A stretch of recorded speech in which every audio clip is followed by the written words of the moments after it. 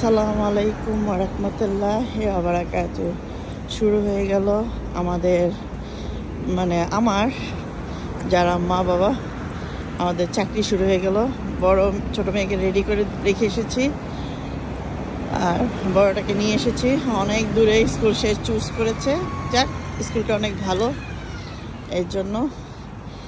এই আর ভিডিওটা করার হলো আমার হাজব্যান্ড, আমরা ইটালিতে ছিলাম, তো আমরা যখন ইটালিয়ান পাসপোর্ট পেয়েছি তখন আমার হাজব্যান্ড চেয়েছিল সে কানাডায় সেট হবে। তা আমি রাজি হইনি। কেন রাজি হইনি?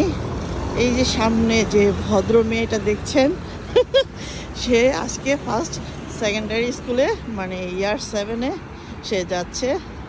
এই ভদ্র মেয়েটার কারণে আমি লন্ডনে এসেছি।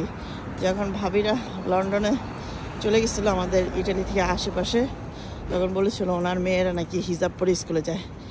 এই শোনার পরে তো আমার মাথা ঠিক নেই।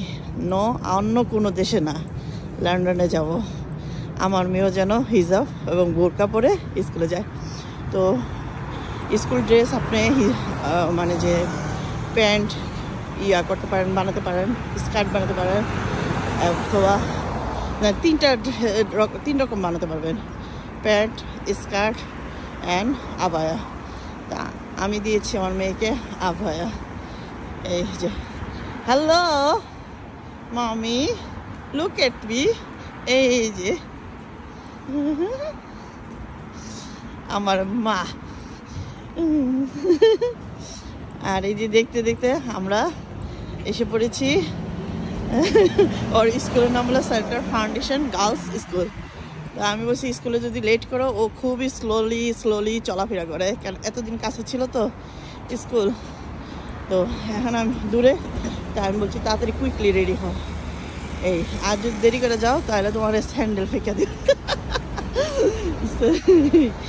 ওকে, স্কুলে এসে পড়েছি। এই হলো মেন রোড, অনেক দূর হাঁটতে হয় আমাদের বাসার থেকে। এই যে বাস যাচ্ছে 504, সরি বলবে হয়েছে বাসগুলা। আমরা এখন মেন রোডে।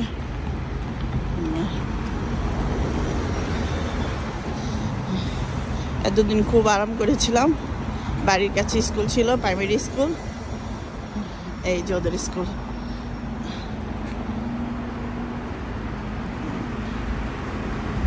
এই গেট দিয়ে যাওয়া না, এটা লাইব্রেরির গেট, আমরা ভিতরে গেট দিয়ে যাব।